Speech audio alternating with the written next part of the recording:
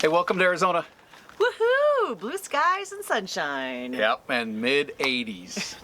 Nice. We are digging this. Yes, we are. And we have a beautiful view here in Benson, Arizona. Benson, Arizona, having a blast. Yeah. Wish you guys were here. Oh, yes, that would be so much fun. Yep. Come on down. Yep. Hey, we've met a whole bunch of you in the last couple of months that are just starting your full-time journey, and you've all got really good, interesting questions. Very good questions. Yeah, and we're getting the same questions over and over again, and so what we thought we'd do is talk to you and maybe answer some of those questions and give you some of our experiences. Yeah. And as much as I hate to say it, some advice. Take it for what it's worth. Yeah, this is for us. But we've been there, done that, so. 3, 2, 1, action.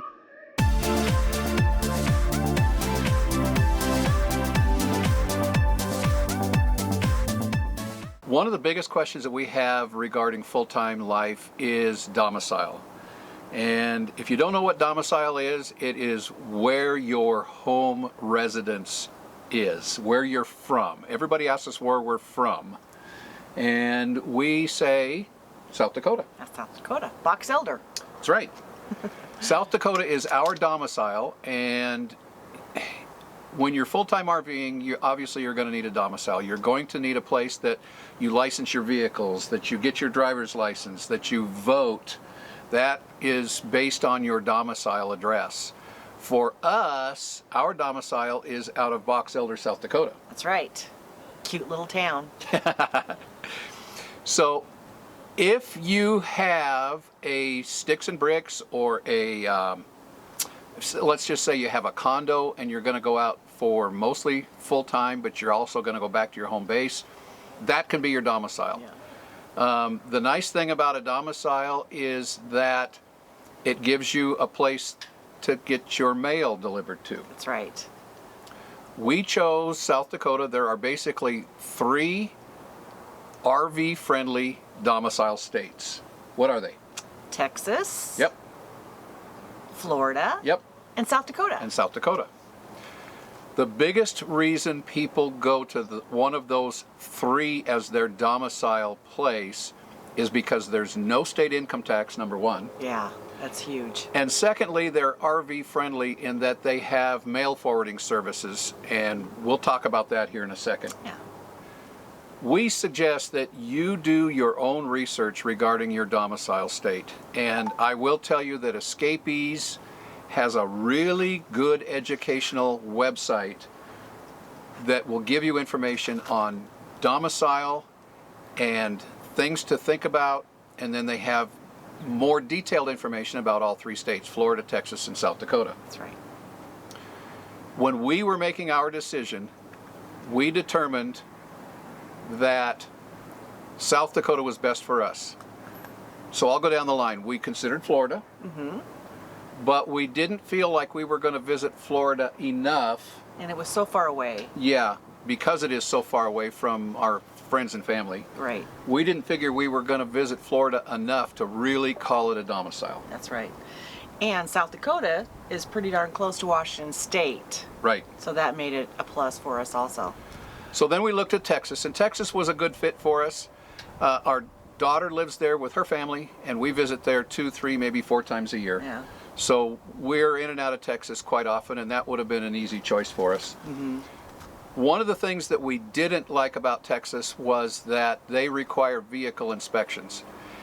Not that we mind vehicle inspections, but if we're traveling throughout the country, we didn't want to have to schedule our travel to be in Texas during a certain time to have our vehicles inspected by the state of Texas. Yeah.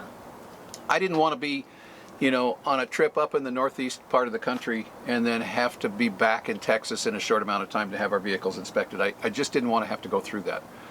So we kind of threw that off to the side, and when we started researching South Dakota is a very friendly full-time RV state. Oh, they make it so easy for you to become a South Dakotan. It's awesome. Yep. You stay at an RV park, a hotel overnight. You're there 24 hours.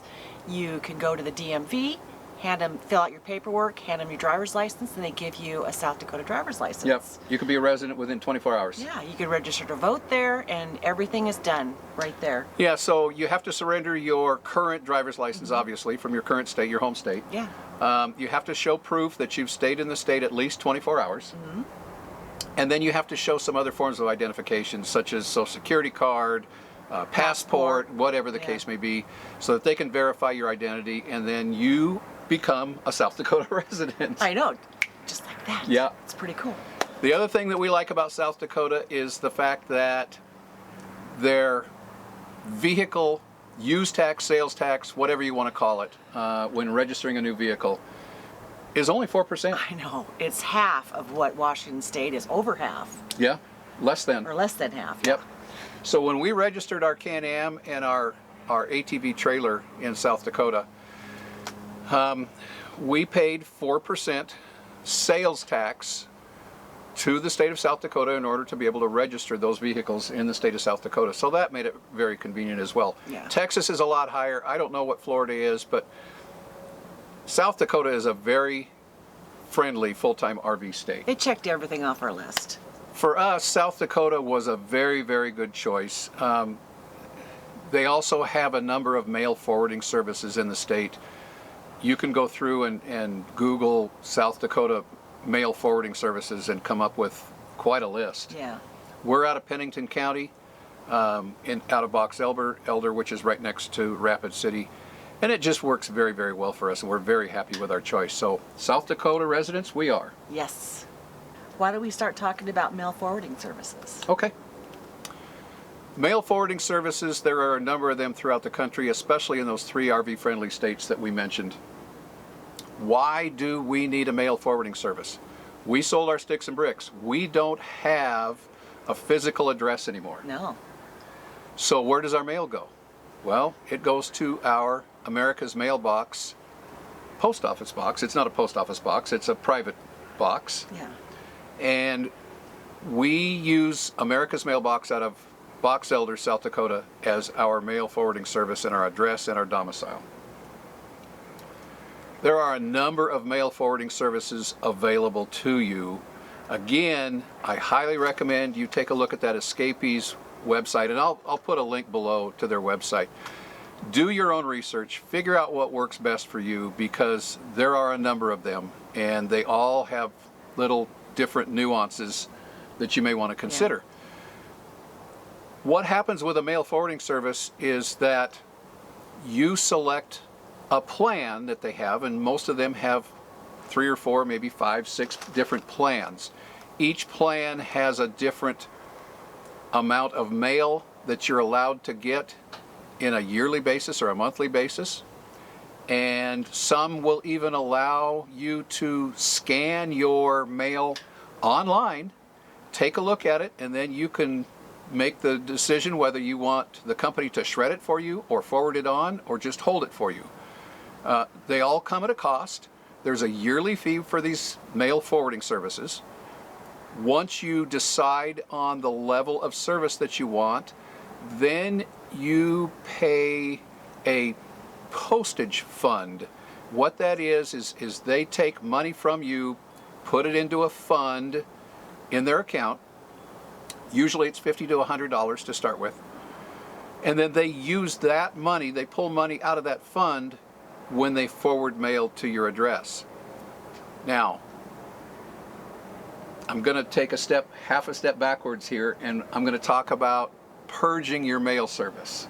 If you're thinking about doing this, start a year before, and that's what we did. And we canceled all the magazines, Costco stuff that in the mail, junk mail, all Cabela's of that. catalogs? Cabela's, and we were getting 2 and 3 a week sometimes. Yeah. And you're gonna have to pay for that to have it sent to you, so you don't want that. Right. So start purging your mail now. If you're in your sticks and bricks and you're getting a lot of mail, you may want to take a look at the mail that you get and decide what you want to continue and what you want to delete. For us, We deleted all magazines. We deleted all catalogs. Yeah. If we got a piece of junk mail, we called that company directly and said, "Quit sending this stuff to us, Yes. because we're moving and we don't want it Yeah. forwarded to us." Again, every piece of mail that you get has to be forwarded to you or shredded, depending on what plan you have. Yeah. And if you have it forwarded to you, then you're going to pay for the postage. Right. And who wants to have 6 Cabela's catalogs and 2 Costco catalogs and an Escapees magazine and 8 pieces of junk mail Right. forwarded to you? Right. It just doesn't make any sense. No. So start your purge process early on. Like Kelly said, it took us a year. We started a year early, and it took us a long time to finally get a hold of some of these companies and get them to stop sending this stuff to us. Yeah, and it takes a while for them after you've asked them to stop doing it. So Right. you'll get 2 or 3 more months of junk mail, and you're like, ugh. Right. But keep on it, and it'll work. Yeah. We get so little mail now that we only have our mail forwarded to us about once every 2 to 3 months. Yes, That's, unless we have something that is important coming. Right, That's an exception, but that doesn't happen very often. right. So start your purging process early. Do your research on mail forwarding companies.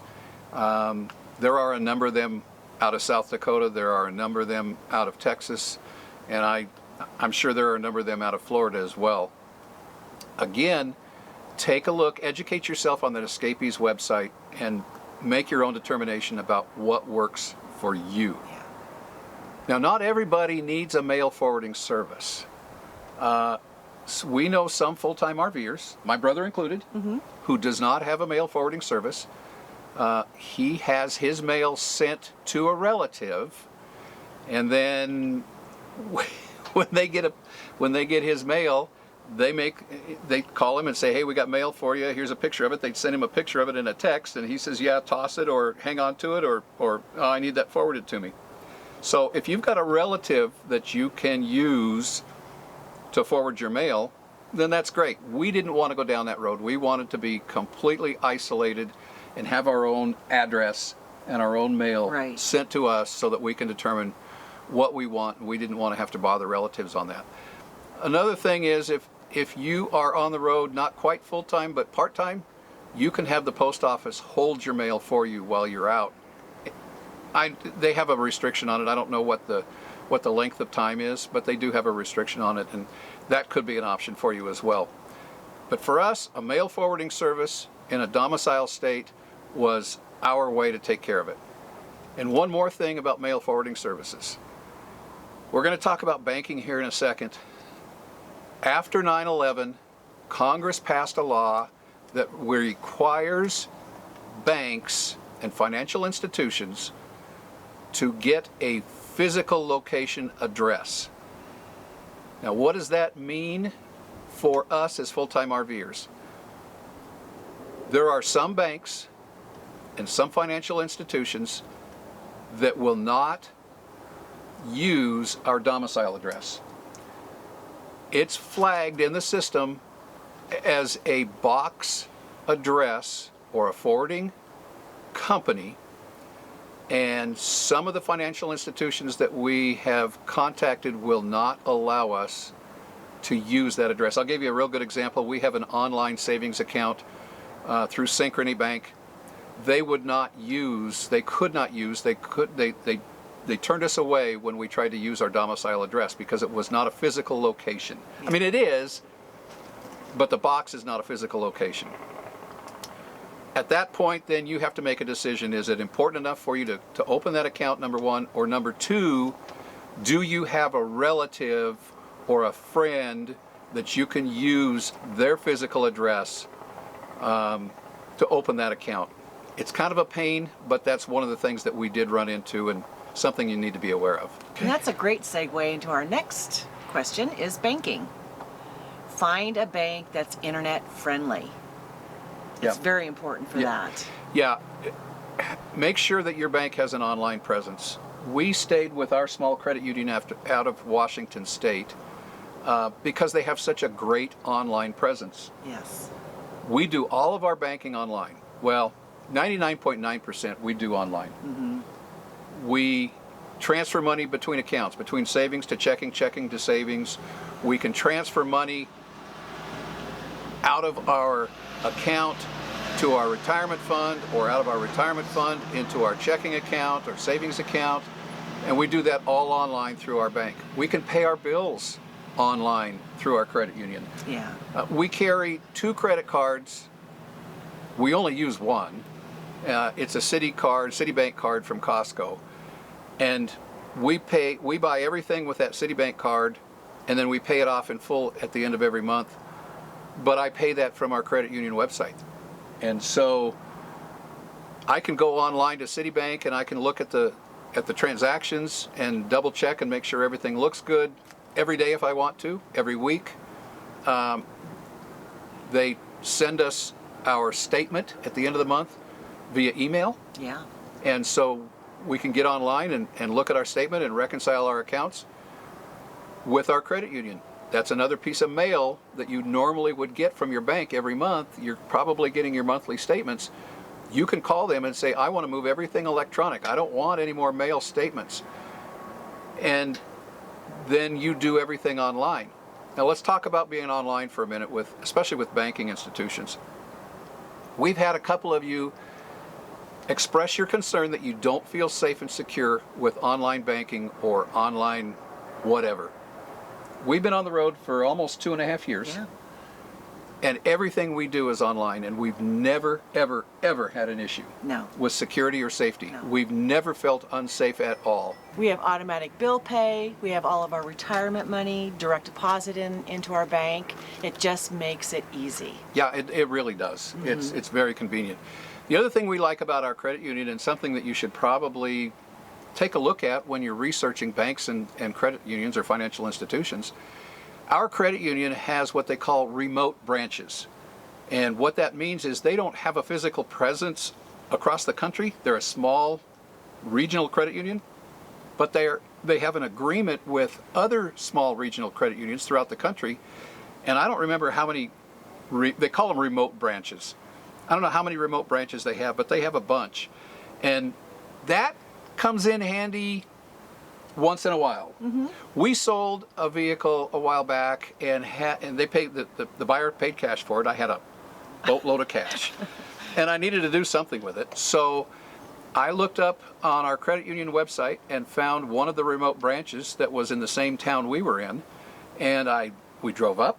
I walked in with the cash. I said, can I make a deposit into such and such a credit union? And they said, sure, what's your account number? And so I gave it to them.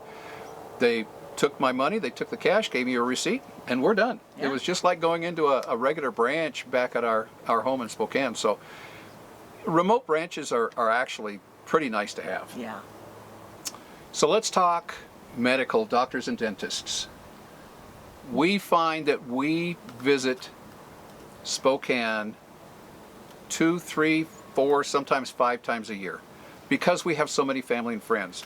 As you go through your full-time lifestyle, you will probably find that you will visit family and friends in a location quite often. Yeah. What we decided to do was we decided to keep our family physicians and dentists in the Spokane area because we go back there every year, at least once a year.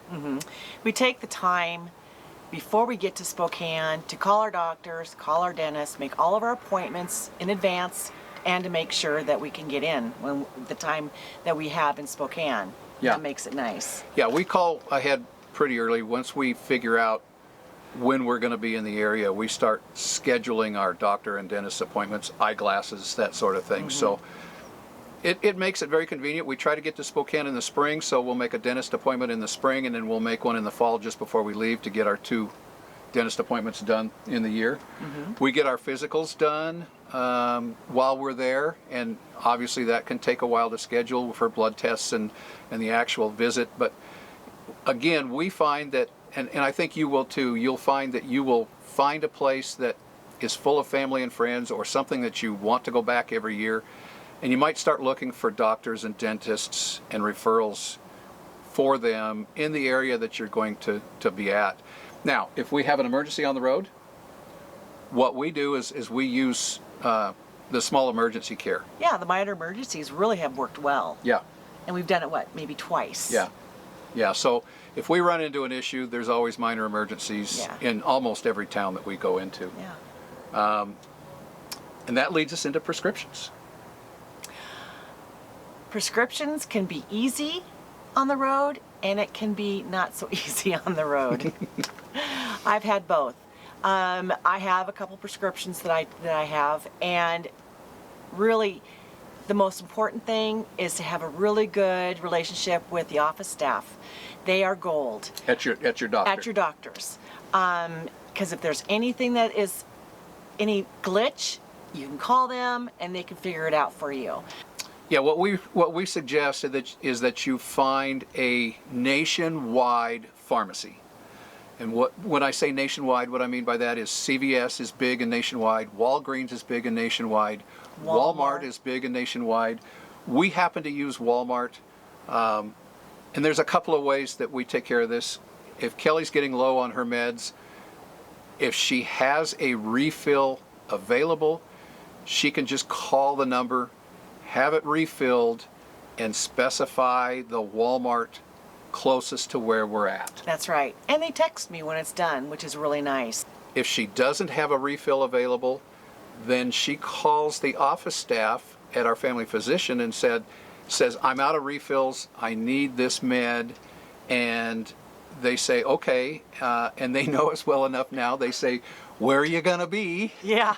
Yep. Where are you at now? So we just tell them where we're at and what address, and give them the phone number, and they take care of it. Yeah, it's really nice. they fax the prescription over to the Walmart that we're closest to or that we select, that we're going to be at, let's just say in a week. Yeah. They fax the prescription to them, they fill it, send Kelly a text and say your prescription is ready, and then we go in and pick it up. That's right. It works very, very well. It does. It does work really well. Another option for your prescriptions that we have some friends that have told us they do, and that is mail order prescriptions. Some insurance companies will allow you to mail order 90 to 120 day supplies and then have them shipped to your address. That takes a little bit of planning because that mail order prescription will have to be mailed to your domicile address, in our case, South Dakota. Then we'd have to get a hold of America's Mailbox, have them ship us the package And pay for it. and pay for the shipping. And so that takes a little bit of planning, and it's a little more complicated, but it may work best for you depending on what insurance you're using. Yeah. And talking about insurance, Yeah. medical insurance, we are blessed because I'm a retired federal employee. I was able to take my medical insurance with me when I retired. I know a lot of you have got to go out and find your own insurance. We're not experts by any means. We haven't even done any research because we haven't needed it. I go on Medicare here next year, and that'll be a whole different story. Are you that old? I'm that old, yep. But once we figure out what's going on there, we'll kind of update you guys. But find an insurance company, a medical insurance company that will allow you to go nationwide. If the last thing you want is to be traveling across the country and have a mishap or get sick and have to go to a doctor or a hospital or an emergency room and not have insurance to cover it. So do your research on your medical insurance. I'm not even going to attempt to try to tell you about the differences in medical insurance because we just don't know. As I say, we were blessed to be able to take ours with us when we retired. So we've talked a lot about doing things online. We do our banking online. We take care of our auto insurance online. We take care of we order our mail forwarded online. Mm-hmm. I take a look at my credit card statement and pay it online. We order our car tabs, our vehicle tabs every year out of South Dakota online. Do you see a trend here? Online. We do almost everything online, and we have never, ever, ever felt unsafe or unsecure by any means. No.